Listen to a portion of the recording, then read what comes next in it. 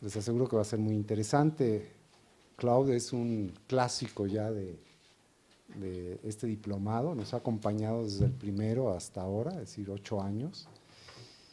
Y antes de hacer una leve semblanza de Claude, sí les quiero platicar que hace muchos años, o algunos años, vi una película que me impactó mucho y quizás una de las partes de la película que más se me quedó grabada fue una entrevista a Ray Anderson, que es el fundador de Interface. Esta película se llama La Corporación, si no la han visto se las recomiendo, a lo mejor alguno de ustedes ya la vio. Y el testimonio de Ray Anderson, el fundador de Interface, es memorable, por decirlo de alguna manera. Es decir, me decía ahorita Claude que cuando lo entrevistaron él no sabía que era para una película, entonces es una entrevista muy espontánea. Y contó que es una película con un tema muy fuerte, que es el análisis de las corporaciones. El testimonio de él es fantástico, porque en una parte Ray dice que mucha gente está en la cárcel por delitos menores a los que él ha hecho, ¿no? Que cuando él tomó conciencia de lo que provocaba la industria de la que él era dueño, una fábrica de tapetes, de alfombras, se dio cuenta del daño que le había estado haciendo al planeta y a la gente, y que a partir de eso hubo una especie de conversión, y ya les platicará Claude más de esto. Bueno, Claude es vicepresidente ejecutivo y gerente general de las empresas Interface para Canadá y Latinoamérica. Los 24 años de carrera de Claude en la empresa incluyen responsabilidades en las áreas de producción y ventas. Interface está inmersa en una misión para convertirse en una empresa sustentable, liderando un esfuerzo mundial para el diseño de procesos de manufactura y el desarrollo sustentable para el año 2020. Claude ha trabajado en todas las facetas y en todos los procesos de fabricación, venta, etcétera, tecnología, etcétera. Es decir, se conoce la empresa de pies a cabeza. Claude considera cómo hacer verde a una compañía desde dos perspectivas: la parte mecánica de la sustentabilidad y la parte más blanda de la sustentabilidad, la cual está relacionada con la cultura. En abril del 2007, Claude se certificó como un presentador de proyecto climático, Climate Project, lo que le permite compartir el poderoso e inspirador mensaje de Al Gore. Desde 1907, Claude ha dado más de 170 presentaciones relacionadas con la sustentabilidad. En julio del 2009, no les voy a leer todo, es muy amplio el currículum de Claude. Claude se unió al Consejo Nacional de Asesoría Empresarial de la Fundación David Suzuki en Canadá. La misión de la Fundación de David Suzuki es proteger la diversidad de la naturaleza y nuestra calidad de vida para ahora y para el futuro. En febrero de 2010, Claude fue invitado a unirse al Natural Step Canada Board. El objetivo de esta organización es ayudar a comunidades y empresas a tomar pasos significativos hacia la sustentabilidad. Antes de unirse a Interface, Claude trabajó para diversas compañías. Actualmente vive en Quebec con su esposa Anne y sus hijas Chani, Italia. Muchas gracias. Thank you, gracias. All right. So we said that we would take a break in an hour. So I'm going to time myself because I tell you, some people sometimes are just showing you some sign, you know, like really need a break. Okay. Is this just working?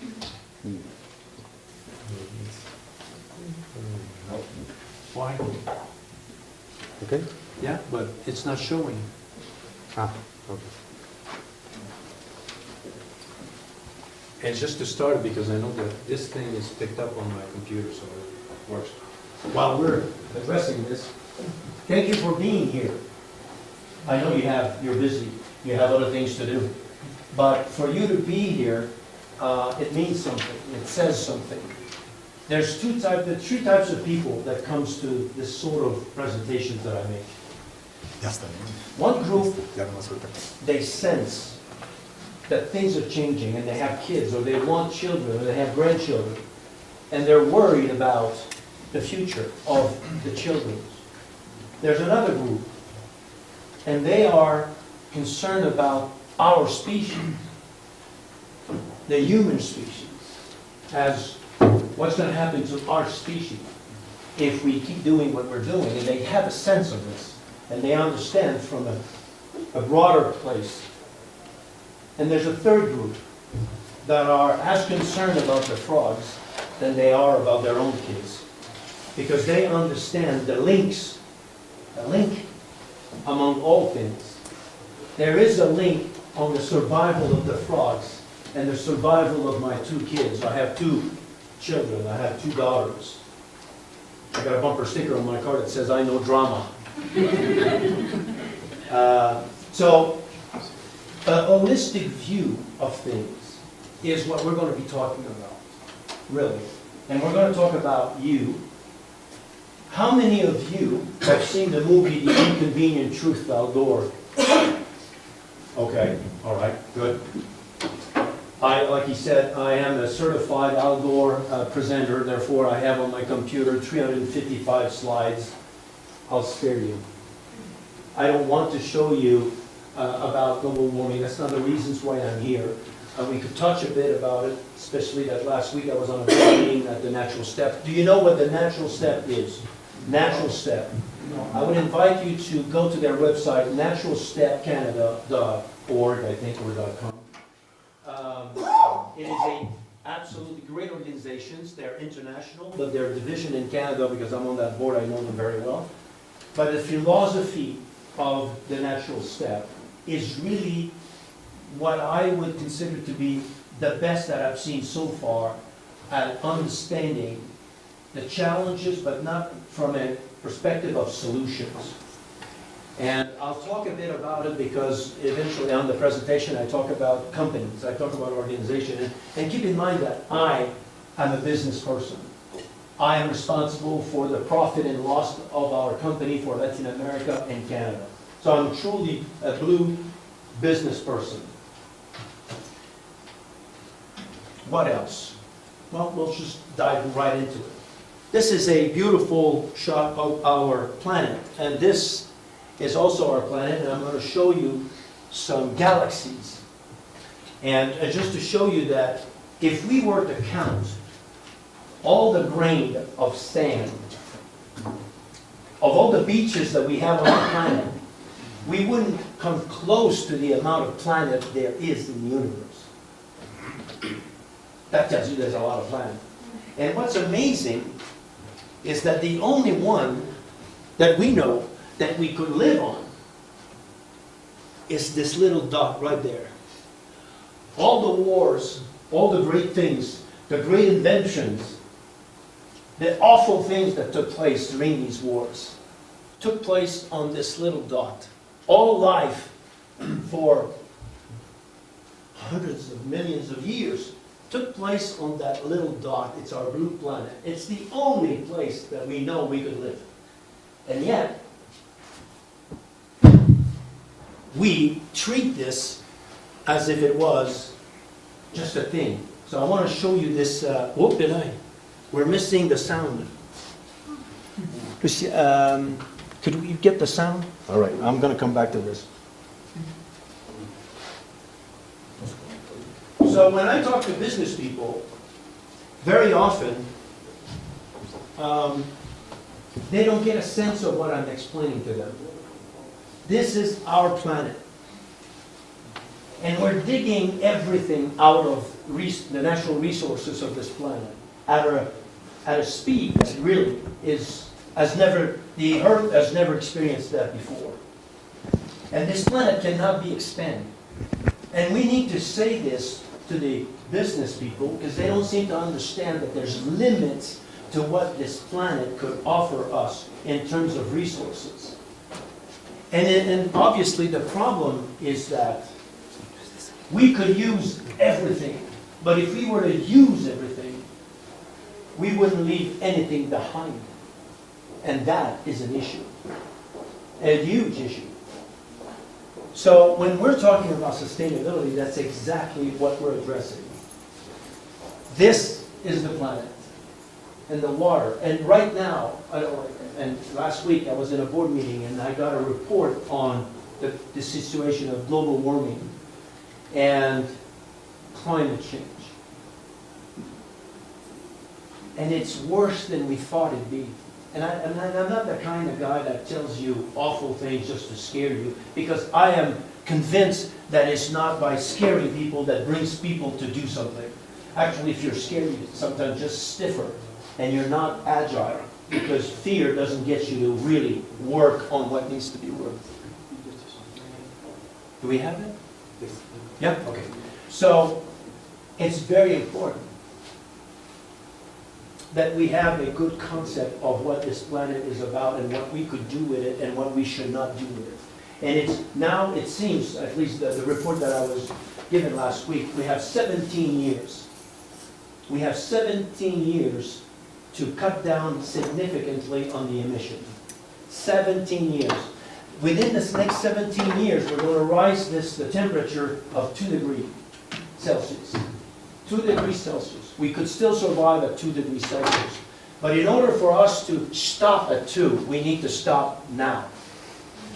But we have 17 years to change.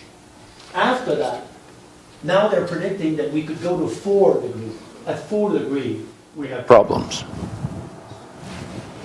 So, works? All right. So I just wanted to show you this video. Hopefully this sound will... yes. Beautiful. Thank you.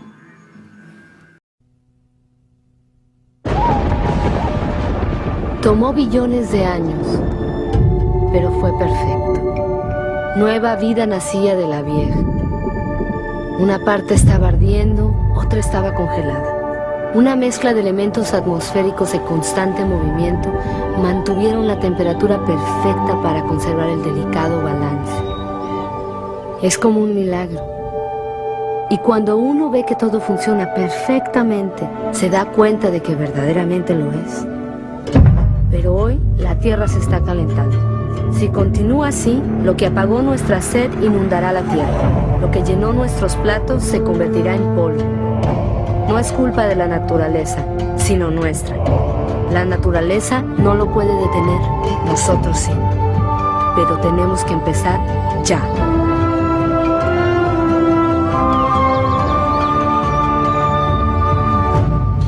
Okay, so we all know that global warming drives climate change. Any one of you here could tell me what is the consequences of us burning the CO2, those emissions that we're constantly burning? What is it that we're doing when we're doing that? Why is it that it's going into climate change? Do you know this? Does anyone? And by the way, I got to say this right now. This room, it's like Vegas. Whatever happens here stays here. So there is no bad questions. It's not about, by your questions, we all know what you know and what you don't know. It really, that's not it at all. I would like to have this interaction. Yes? Well, I just always think of the Simpsons cartoon. Have you ever seen that on global warming, where they explain global warming and make it easier? Okay. With the CO2, the sun rays come in, and the CO2 basically takes the baseball bats and beats the sun rays from going out. So that's right. We're changing the composition of our atmosphere. We're changing the chemical composition of our atmosphere. It's thicker. And basically what it does is that it keeps all the radius of the sun, and it normally at night it would go out, but it stays with us. Too much, too long. And that's what's warming the planet. Climate change happens because when we say warming up the planet, what does that mean? What is this energy? It's really, that's what it is. It's energy. Where does this energy go? If you're eating something, you're putting energy into it. Where is that energy going? It goes into the ocean. The oceans are warming up. Therefore, the ice are melting. And then there's consequences, because if the oceans are charged with energy, then it changes the climate, because the climate is driven by, not only, but in part by the ocean. It creates the wind, it creates all kinds of conditions. And that now it is impacting the entire globe for it. And I am convinced, and most 99.9% of scientists are agreeing, that it's not a natural phenomena that is taking place. We are responsible for it. Of course, because you could put it in a lab. If you put CO2 and you burn CO2 and you have emission, there's consequences to it. It's like 1 + 1 is equal 2. Simple, simple, simple. But there'll still be people that will argue with you. They will argue, but they're paid not to believe what you're saying. They're paid to argue with us. It reminds me of the people that were telling us in 1970s that cigarettes was okay. Smoking cigarette was okay. And it was a doctor, MD, that was telling us that, hey, cigarette is okay. This thing with the cancer is not proven. He was paid by the tobacco company to say this to us. Well, it's the same thing today. Same scenario, same people that wants us to think that it's okay. That's not that much of a deal. We'll deal with it. Technology will deal with it. That's not true. Very not true. All right, so this is our planet, and I wanted to show you this.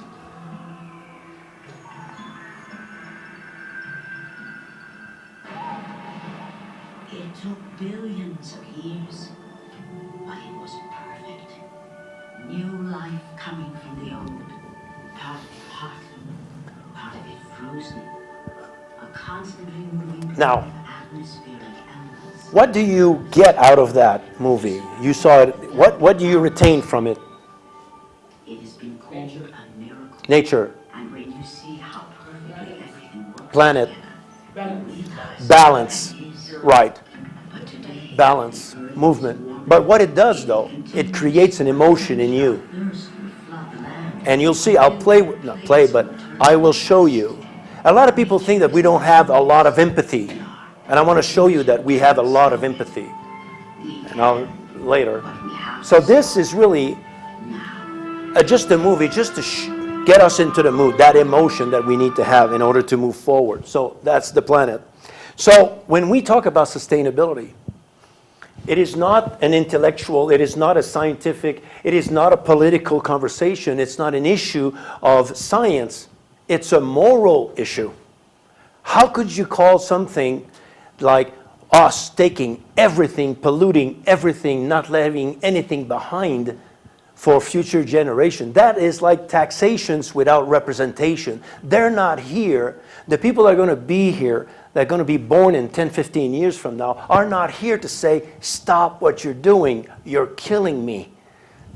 They're not here. And because they're not here, because they don't have a voice, we feel like we could just do anything we want and do it. And I have to say that in the United States, it's been the culture. I don't want to be told by the government what to do, when to do, and I'm just going to do it. But just there's consequences for all of us as a collective. So in sustainability, and my friend here just said it earlier, to me, there's two types. In sustainability, there's two ways of looking at it. There's the mechanical way of looking at it, which is measuring, and we'll talk about this, measuring stuff, measuring the impact of everything. Fine. But then there's the human factor. Because you could measure all you want, but if we don't get the human on board with us, and not just counting on measurements and engineers to tell us that, hey, this is too much, or this is not enough, we have to get on board. And it's not that easy. Not that easy. It's not easy because fear doesn't work. And a lot of environmentalists have used fear to try to get us to act, and it's basically not working. Now it's working. To a certain degree, it's working, because now I see some changes that's coming on how the stock market is going to react to this. And it's coming fast. I'm thinking that in the next 5 years, you will have in the stock that you want to buy, you will have notifications from organizations that will tell you that that company is not sustainable, should not be supported by us. And nobody will want to have that notifications, but some will, for sure. And the analysis that they're going to make is very truly, and TNS, the natural step, is part of that. That's why I'm part of it, because I think that their concept really is one that circles everything. It's the umbrella of everything, and I like it from that perspective. So, this is another small video, but it's just to show the power of one. Look at these individuals.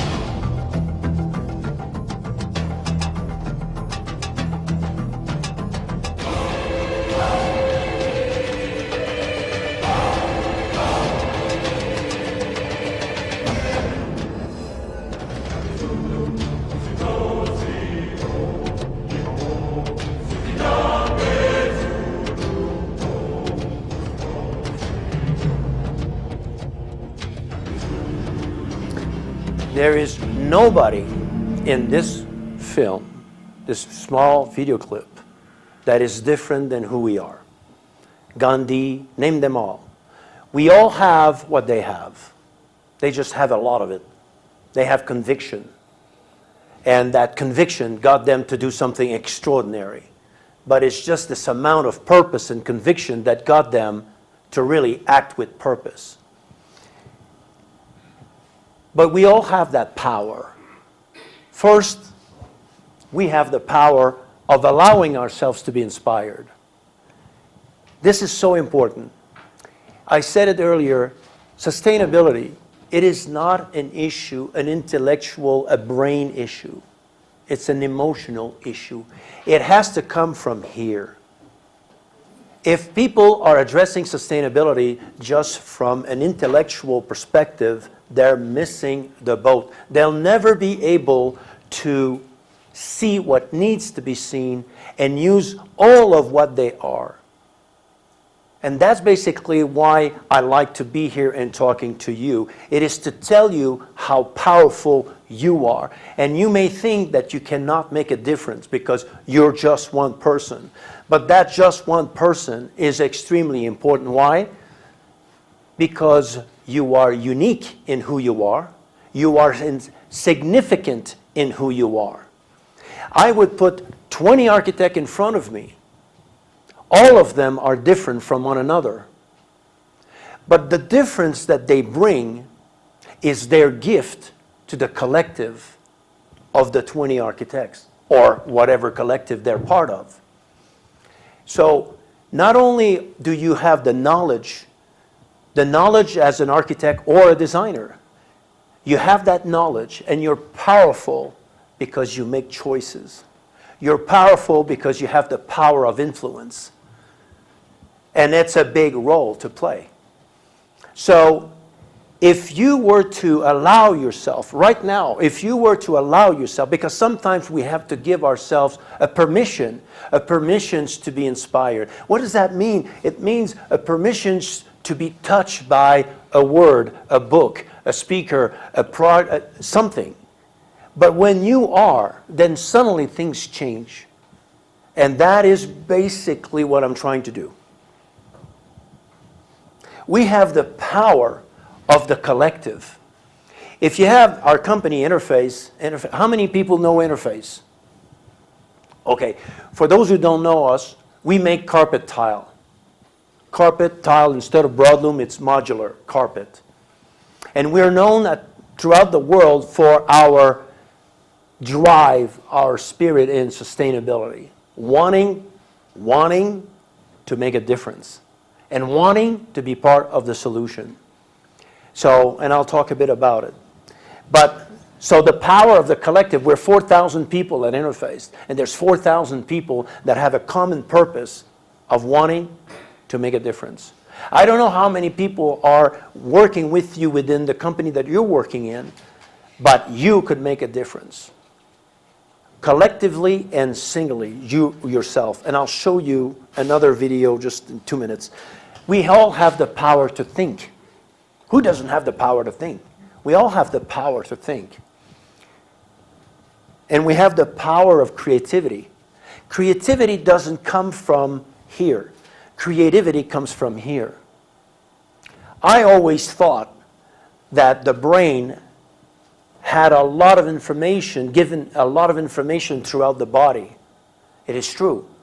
But what I didn't know is my heart gives more information to my brain than my brain to my body. It really controls a lot. It controls the quality of the energy that you're going to apply. And that quality of energy will be in every cell that you are in your body. It's just a sum of a lot of cells, right? That energy in every cell, you create that energy. You define the quality of that energy, whether it's positive or negative, through what you believe, through your emotion, through your heart. And then it goes to your brain, and then that gives you the way you think, the way you act, the way you do everything. We have the power to act with purpose. If I get up in the morning and I say, I'm going to work, by the end of the day, I'm tired. I'd rather get up in the morning and say, this morning I'm getting up and I'm going to contribute to something. I'm less tired at the end of the day. Because fundamentally, when we have a sense of contributing to something that's bigger than ourselves, we feel better about ourselves. We feel that we're part of a community and that you want to give to that community. And that community that I'm talking about, that I'm referring to, is the community of all life on earth. You could choose that. It sounds big, but it isn't that big. And we have the power of, as I said earlier, conviction. When I hear an architect saying to me, yeah, but my customers don't see it that way, they don't want to pay. And I'm saying, who's going to win is the one that has the most conviction. If you know, if you're convinced, you'll convince them. And I will help you convince your customer of the right thing to do. I'm going to give you arguments that hopefully will touch them. And eventually I ask them sometimes if they have kids. And sometimes they say, yes, they have kids and grandchildren sometimes. And I'm saying to them, it's not the amount of money that you could make in your lifetime and you're going to leave to your kids that will save your kids. You're on the Titanic and you're giving 2 first-class tickets to your kids, but you're still on the Titanic. How good is a first-class ticket on the Titanic? And I talk to them and says, what will be your legacy? Is just money? Just money to live to your kids? So sometimes I engage them on a different, it's not just about the project, but I'm on deeper things. And I say to them, I could help you do the right thing and you'll make more money because you're doing the right thing. Now I'm sure you really want to hear what I'm going to say. All right, so the power, and we have the power to change. We have the power to change, not just the power to adapt, but also the power to change. That is the power of one. It is the power of the collective, is the power to change. I want to show you this video clip. If you've learned a lot about leadership and making a movement, then let's watch a movement happen, start to finish, in under 3 minutes. I want to position this. Okay. A lot of people have said to me, how do you start a movement? And I found this video. I don't know if some of you have seen it. It's on YouTube. And it's how do you start a movement? And how do you see leadership? And how is leadership exercise? So the guy that took the video must have been at that party for some time, because I think he was drunk, because the camera is shaking like this. But you'll see the point that I'm trying to drive on making a movement, starting a movement. If you've learned a lot about leadership and making a movement, then let's watch a movement happen start to finish in under 3 minutes and dissect some lessons. First, of course, a leader needs the guts to stand alone and look ridiculous. But what he's doing is so simple, it's almost instructional. This is key. You must be easy to follow. Now here comes the first follower with a crucial role. He publicly shows everyone else how to follow. Notice how the leader embraces him as an equal. He's really drunk. So it's not about the leader anymore. It's about them. The guy with the camera. Notice how he's calling to his friends to join in. So it takes guts to be a first follower. You stand out and you brave ridicule yourself. Being a first follower is an underappreciated form of leadership. The first follower transforms a lone nut into a leader. If the leader is the flint, the first follower is the spark that really makes the fire. Now here's the second follower. This is a turning point. It's proof the first has done well. Now it's not a lone nut and it's not two nuts. 3 is a crowd and a crowd is news. A movement must be public. Make sure outsiders see more than just the leader. Everyone needs to see the followers, because new followers emulate followers, not the leader. Now here come 2 more people, then 3 more immediately. Now we've got momentum. This is the tipping point, and now we have a movement. As more people jump in, it's no longer risky. If they were on the fence before, there's no reason not to join in now. They won't stand out, they won't be ridiculed, and they will be part of the in crowd if they hurry. And over the next minute you'll see the rest who prefer to stay part of the crowd, because eventually they'd be ridiculed for not joining. And ladies and gentlemen, that is how a movement is made. So let's recap what we've learned. If you are a version of the shirtless dancing guy, all alone, remember the importance of nurturing your first few followers as equals, making everything clearly about the movement, not you. Be public, be easy to follow. But the biggest lesson here, did you catch it? Leadership is overglorified. Yes, it started with the shirtless guy, and he'll get all the credit, but you saw what really happened. It was the first follower that transformed a lone nut into a leader. There's no movement without the first follower. See, we're told that we all need to be leaders, but that would be really ineffective. The best way to make a movement, if you really care, is to courageously follow and show others how to follow. When you find a lone nut doing something great, have the guts to be the first person to stand up and join in.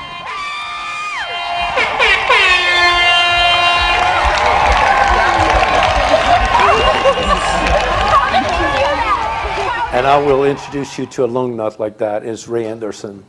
But before, I want to talk about field of attention.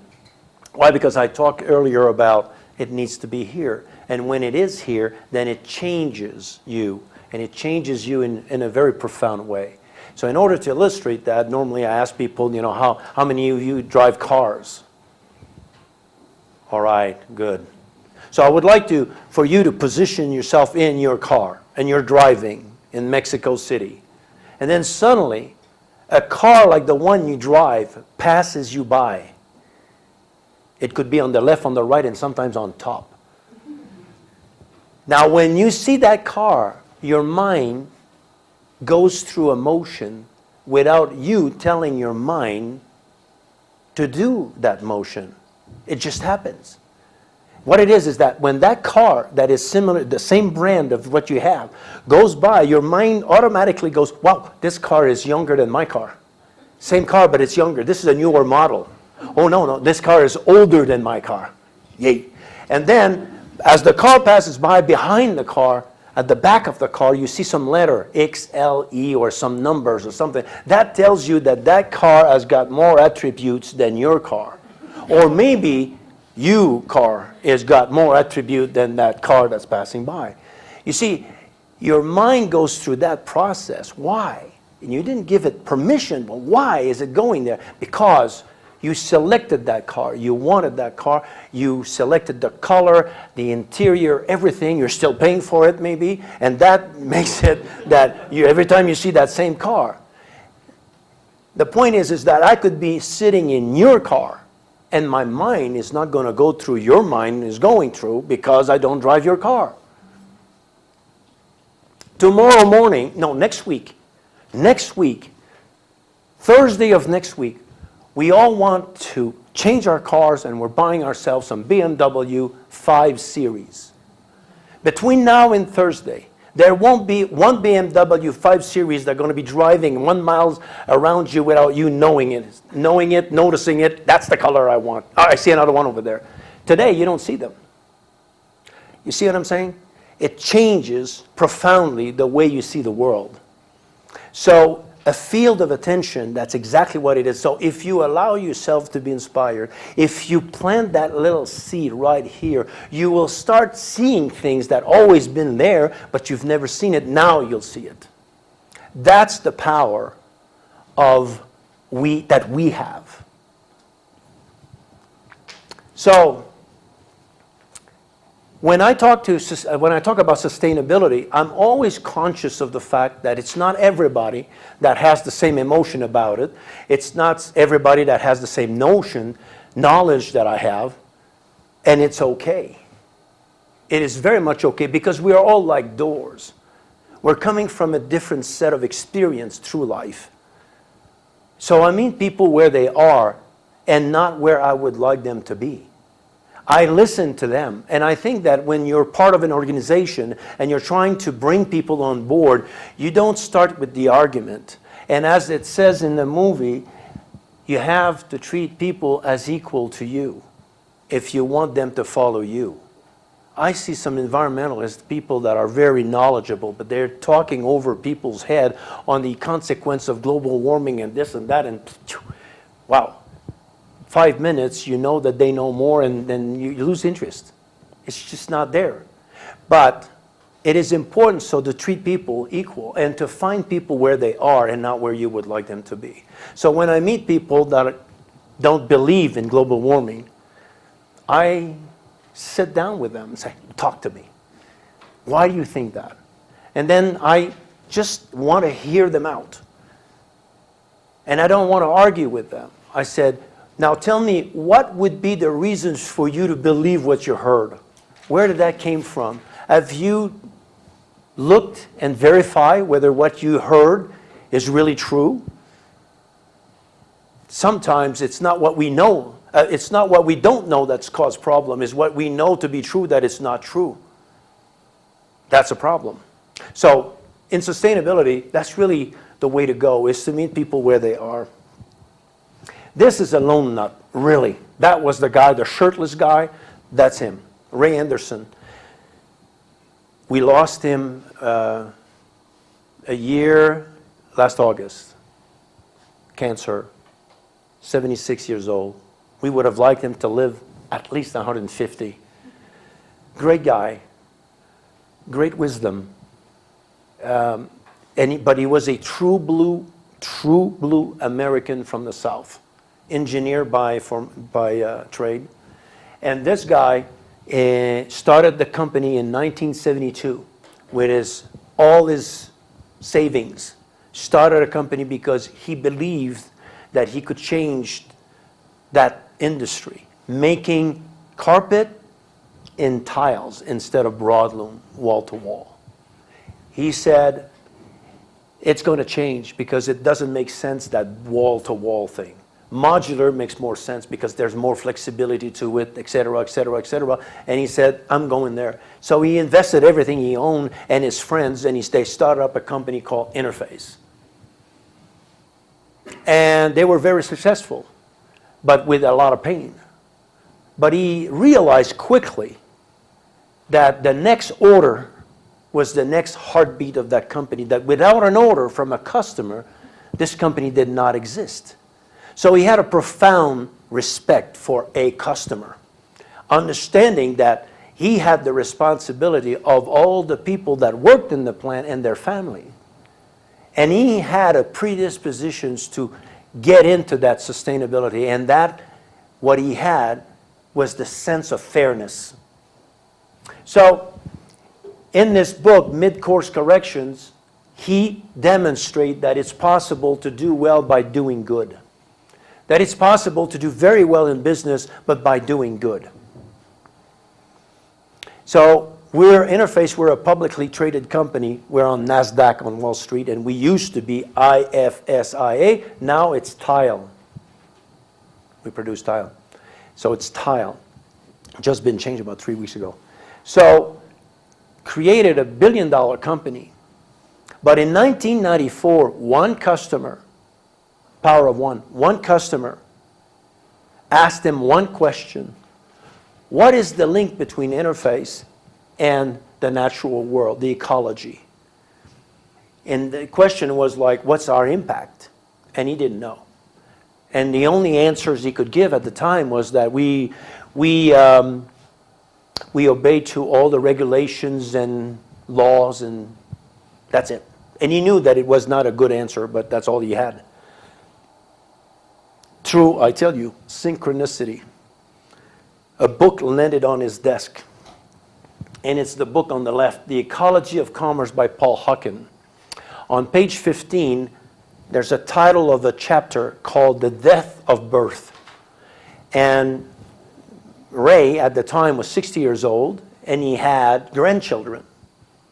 So for him to read a title, and he was very intellectually curious, a title, The Death of Birth, what does he mean?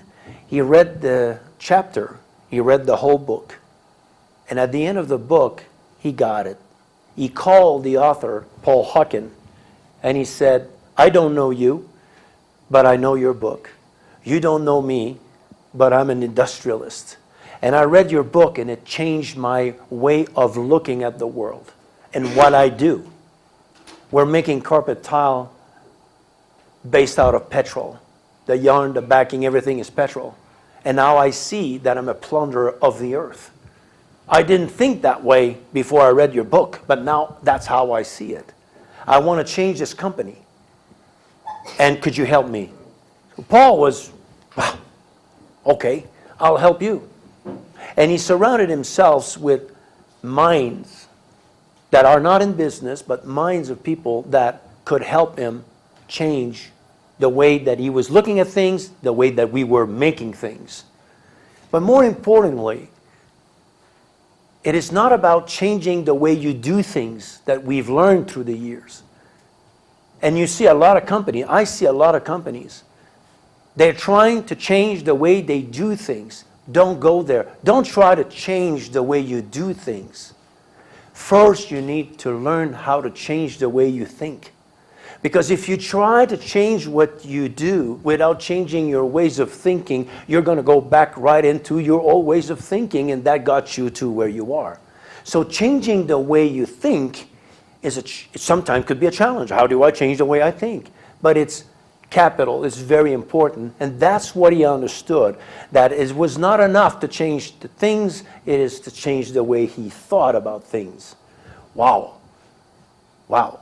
So he brought us in a room just bigger than this one, but a room, and said to all the managers throughout Interface worldwide, we have plants in China, in Thailand, in Australia, in Europe, in Holland, England, soon hopefully in Brazil. And so he got us all in one room, and he said to us, I want to change this company. I see that we need to change.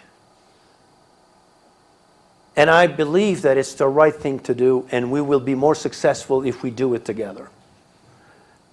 But he said, to make sure that you all understand, here's what we're going to do. Because he knew us very well. So he said, just to make sure you get it, I'm going to change all your bonus. And your bonus now are going to be linked to our ability to reduce our footprint, our impact. Count till 5. We were there. No, that's it. Was in 1996. 1996, he told us that. He said, your bonus is linked to our ability to reduce our footprint. So we have to measure ourselves. So the first thing he did is we need to know where we are.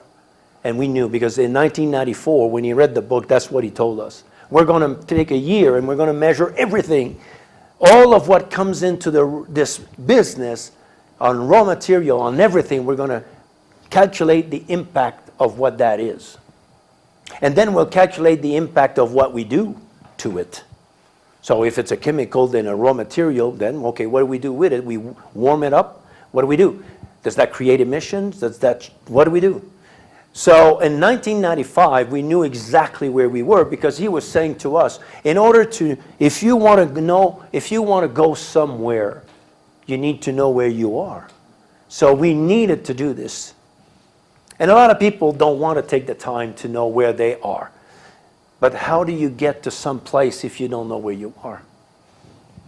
So that's him. And then, just before he died, he published another book called The Confession of a Radical Industrialist. It's really the story, the whole story. And he talks to business people. And he said, I'm like you, I'm a business person. And I'm telling you, you're on the wrong path. And if you want to continue to do business, you'll have to change. And this is my story. And I hope I'm going to inspire you to see what needs to be seen. Because out of all of the power that exists in this world, it is not the politics, it's not government. Our very organization, a very powerful organization is government. They're not going to lead. It's not religion either. I'd like it to be, but they're not. They're not on board. They're not talking about it. So who? The industrial people. They have the means, the ways, the strength, the power to do something. But sometimes they need to push. They need a push. Why? And what's that push? Customers are what they're looking for. And what do they want of the customer? They want their money. That's what I say to my kids when they go shopping, and when they say to me, Dad, I need a new pair of jeans. Gotta go shopping. And all I'm saying to them, all they want is your money. Really. And I say to them, please don't come to me and tell me, I need new jeans. I'll tell you what you need. You need a roof. You need a lot of love. You need food. That's what you need. So rephrase that question. And this is how it should be. It'd be nice for me to have another pair of jeans. It sounds so much better. It changes the words, and it changes everything. You'll see later why I'm saying that. Sustainability builds value in traditional area, whether you are a designer, an architect firm, an engineering firm, a construction firm, whatever you do. This is important to you. Your reputation, your brand, but your firm as a brand, but you yourself as an individual, you have a brand. You're unique, you're different, you're significant, you have a brand. What is it going to be, that brand? Is it going to be a brand that is associated with the problem, or is this a brand that's going to be associated with the solution? What's your brand? And that's important for you to define this. I want to be part of the solution. I want my kids to see that I have tried, that I'm trying, and I want them to come with me and help me. Minimize lifetime regrets. I had a friend, minimize lifetime regrets. I had a friend who, for 25 years, she, Monique Furlot, spanned for 25 years, 2 to 3 times every week, accompanying people dying. That's all. That's as a volunteer. She had a job, but she was doing this 3 to 4 times a week for 25 years, helping people dying. And I had a friend, 34 years old, dying of cancer. And I had to go see him because he was really leaving, and I didn't know what to tell him. What do you talk to somebody who's dying? So I went to see her and I said, help me. I cannot talk about the future. I cannot talk about plans. What am I going to talk about? What do they talk about? What do we talk about when we're just at that phase in our life? And she said, Claude, they never talk. Nobody ever talks about what they had, the size of their house, the cars they had, but they talk about the relationship they had, or that they didn't have. A relationship that they would have liked to have with a daughter, a son, a father, or whatever it is. And the relationship is all about what they're talking about. And very often they'd say, if I could just have the time to go back and fix things. They were short of time. Well, I don't want to be in my deathbed and say to my kids, I'm sorry, we've messed up and I would have liked to be able to do something, but it's too late. I'm leaving you with this, you know. So that's why I'm active. That's why I'm talking to you with a certain passion. And that's why I'm working for this company, because we share the same value. There's 4,000 people that shares the same value. We're all lone nuts, shirtless lone nuts. So cost of, a lot of people tell me, how did it cost Interface to change to go green? How much did it cost? And then I realized, when people ask me this, I realize that they don't get it. Their perspective, their ways of thinking is in an old way of thinking.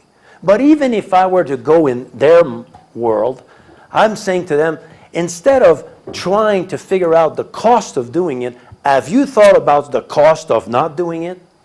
What's the cost for your brand, for your company, of not doing it on the next 10 years? What's the cost to your family? What's the cost to the family that works for you? And then suddenly, yeah, I haven't thought about it that way. Yeah, well, that is a way to change the way you think. But you cannot think that way if you don't own it here. That's why I'm insisting on allowing ourselves to be inspired. Yes? Have you ever asking that to a housing developer? In Mexico, the problem man is facing that the developer housing, economic housing, they're like, okay, I know I have to follow the rules, I have to go clean, green my house, etc. But they are like, no, but this is not a business for me. And they are pushing me, the government is pushing me, and I told you because we have all this. You face that all the time. Yeah, and it's like, come on, how you are still complain about about the government regulations? It is not a government regulations. It is a true life, you know. True. So how do you answer that? Yes, I'm going to help you at the end, but I'm going to answer the question right now. When I meet people like this, I tell them a story. Montreal, 1963. Developers like him built buildings in Montreal without air conditioning because it's cold in Canada. But in July and August, it's warm. And sometimes it's June, July, and August. The more it goes, it's now down September, it's warmer. And I say to them, these guys invested millions of dollars in building up. And they never want it because they said the customers don't want to pay for it and they don't even ask for it. So why should I? Okay. All right. 5 years later, any building that did not have central air conditioning in their building would not be leased. Nobody wanted to be in that building. Only 5 years later, here's guys that have spent millions of dollars building a building, and 5 years later, nobody wanted to get a lease in that building because they didn't have air conditioning for July and August and whatever. What you need to, well, at least what I try to do, is to bring the customer in the future, not in the moment. I'm saying to them, your building, are you building this building for the next 2 years? Or you have an expectation of 25 years. Of course you're going to say 25 years. Well, let me take you into the future. Okay? It's commercial?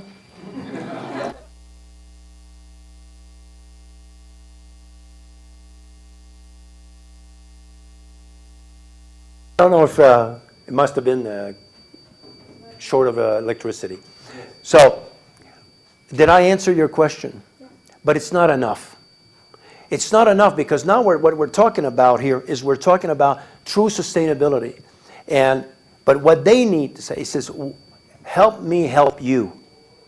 If you want, let's explore together what I'm saying to you. I want to bring you to the future. Bring them here.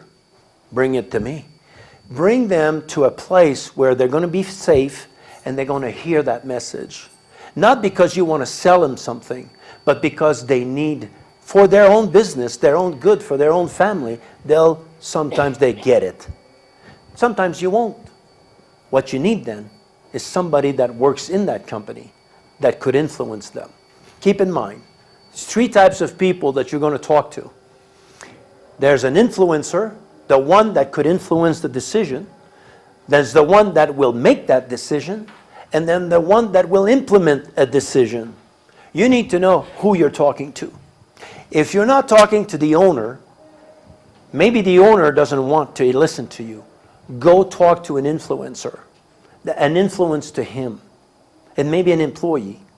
Find that out, and then team up and say, you think that I'm doing this for me, but in fact, I'm protecting your investment.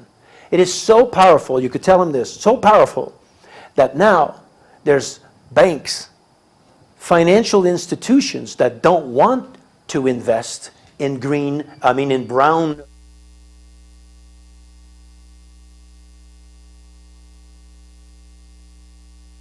The financial institution, they get it.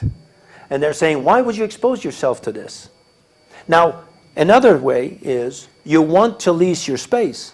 Well, it's easy to figure out that all the green buildings in Mexico City are leasing better than the ones who are not. They attract better customer. Why would you not want to have the best customers? But the best customers want to have green buildings. Why? Because they don't want to be associated with brown. They want to be associated with green.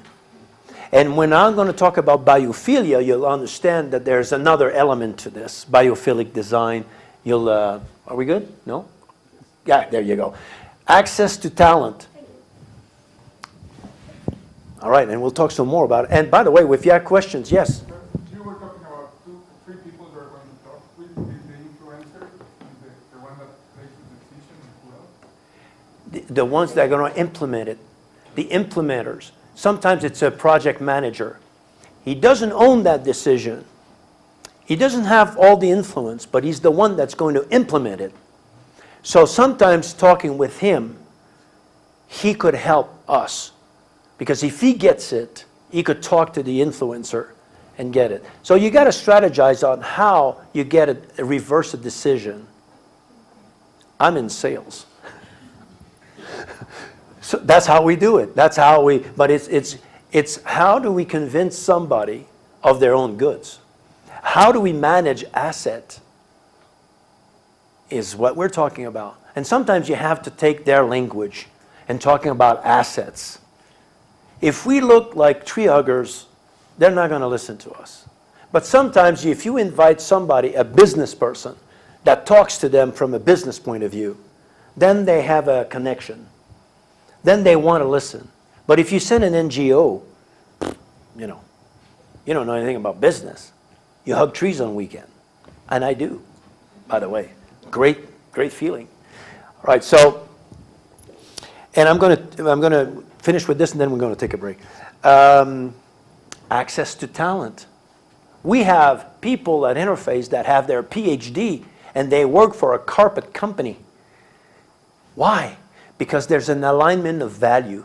They'd rather work for a carpet company with values, the company that has, the essence is different, than working with a PhD in a company, big thing. They don't want to. They want to work for that company that has value. So we bring talent into the company. More, we keep the talent. We retain talent. They don't want to leave. They don't want to leave. When they're with us, they don't want to leave. Statistics. In our industry, primarily in Georgia, in the United States, the turnover of employee in our industry, most carpet are made in Georgia, the turnover of employee in the mill is about 33 to 34%. Ours is 5%. The difference in cost of retaining people is huge. Associate engagement. When I see this associate engagement, to me it's not enough. A lot of companies says, our people are engaged. And we want them to be engaged. Not enough for me. I want people to be emotionally engaged. Why? Because when you sense who we are, what we do, what we are, then if an employee talks to a customer or suppliers, they sense it. And then we get a better relationship. So it changes a lot of things. So emotional engagement is what we're looking for. And then innovation. Because if you align all this, you're going to get innovation. And sustainability cannot take place without innovations. We need to change pretty much all and everything we do. Changing our minds, changing our ways of thinking. Think of it this way. Everything that's in this room, although looks new, it's just a matter of time. It's going to be a déchet. It's going to be waste. Why is it that when we're designing, that when we're conceptualizing a building, we don't think about it? Because it's too far ahead. But in fact, if we were to design products with this in mind, okay, how can I build something that will be separately? I mean, you will be able to separate the parts of it, reuse some of it, and recycle the other part of it. When we design, we need to take that into considerations. And now that's called innovations. And that, to a certain extension, it could be a destructive technology. And that's what you're looking for, because that's what the market is going to be looking for. Destructive technology. There's a guy in India that owns the Jaguar. He's a multi-millionaire. And he introduced a car that could be sold for $2,500. Four-door. $2,500 four-door car. Destructive technology. There's no radio in the car. No air conditioning. But it goes. That's what I mean. So innovations will get you there. And when we're going to come back, we're going to talk about knowledge, emotion, creativity, experience, and meaning. What does that mean? What is this? What is this? So we're going to take a small break. How much time do you need? It's 7:15. 10 minutes? You're on.